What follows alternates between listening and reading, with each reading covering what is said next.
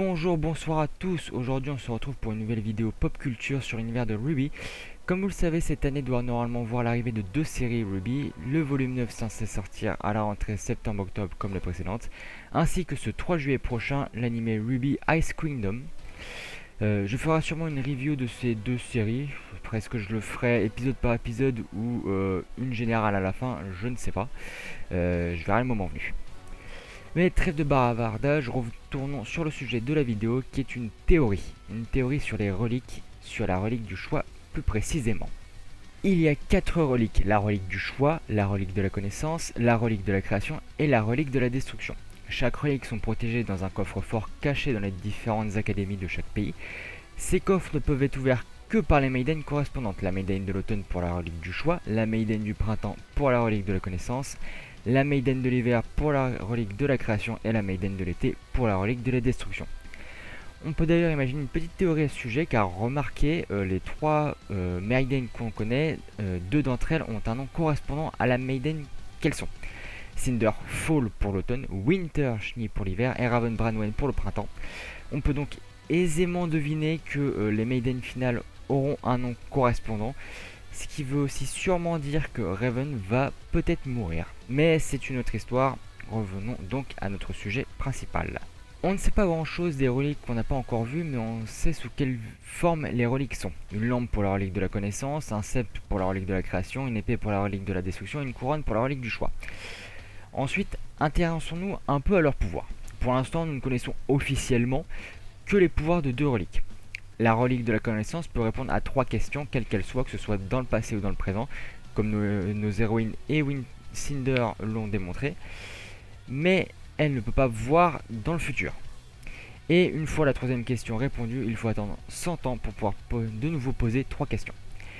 Et la relique de la création peut créer n'importe quoi à partir du moment où on lui dit comment, ou du moins qu'on lui explique en détail. Mais il ne peut créer qu'une seule chose à la fois. Après, nous ne connaissons pas les pouvoirs de la relique de la destruction, même s'il est facile d'imaginer ce qu'ils sont. En revanche, nous savons en partie quels sont les pouvoirs de la relique du choix, car ceux-ci ont été indiqués dans le livre Ruby Fairy Tales of Remnant. Dedans, il est indiqué que la relique du choix octroie une vision du futur à celui qui l'utilise, mais que cette vision est aléatoire, qu'il est impossible de choisir quel moment du futur on veut voir. Sauf que vous remarquerez que c'est un pouvoir assez étrange par rapport au nom de la relique. Nous avions la relique de la connaissance à qui on peut demander du savoir, de connaître quelque chose, et la relique de la création à qui on peut demander de fabriquer, de créer quelque chose. Donc est-ce que c'est effectivement ce que propose la relique ou pas? On ne pourra le savoir que lorsque nous le verrons réellement en action dans la série. A côté de ça, il reste une capacité que la relique possède et qui est jusqu'ici partagée par toutes les reliques. Et c'est la capacité de ralentir le temps, voire presque l'arrêter lorsque la relique est activée. On peut donc penser que les reliques peuvent contrôler le temps jusqu'à un certain niveau. Ensuite, comme dit précédemment, les reliques sont gardées dans des coffres forts qui ne peuvent être uniquement ouverts que par la maiden correspondante. Et seul le directeur de l'académie dans lequel la relique est cachée le sait. Mais comme on l'a tous remarqué, ce n'est pas très fiable. Mais rappelez-vous, à la différence de la relique de la connaissance et de la relique de la création qui ont été récupérées assez facilement par Salem, la relique du choix, elle, n'a pas encore été trouvée, alors que l'académie de Beacon est vide et pratiquement devenue un territoire de Salem, tellement il est rempli de crimes. Mais alors, pourquoi la relique du choix est toujours introuvable? On se rappelle que Ozpin a dit qu'il avait rendu la relique du choix plus difficile à trouver. Mais dans quel sens?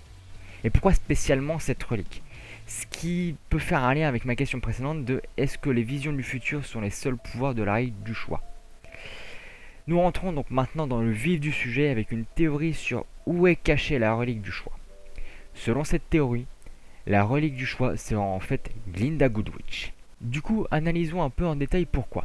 Premièrement, que savons-nous de Glinda? On sait qu'elle vient de Vale, qu'elle est la vice-directrice de l'académie de Beacon et qu'elle connaît depuis très longtemps Ozpin. Elle connaît par la même occasion les directeurs de chaque académie, montré par le fait qu'elle était très bonne amie avec Ironwood.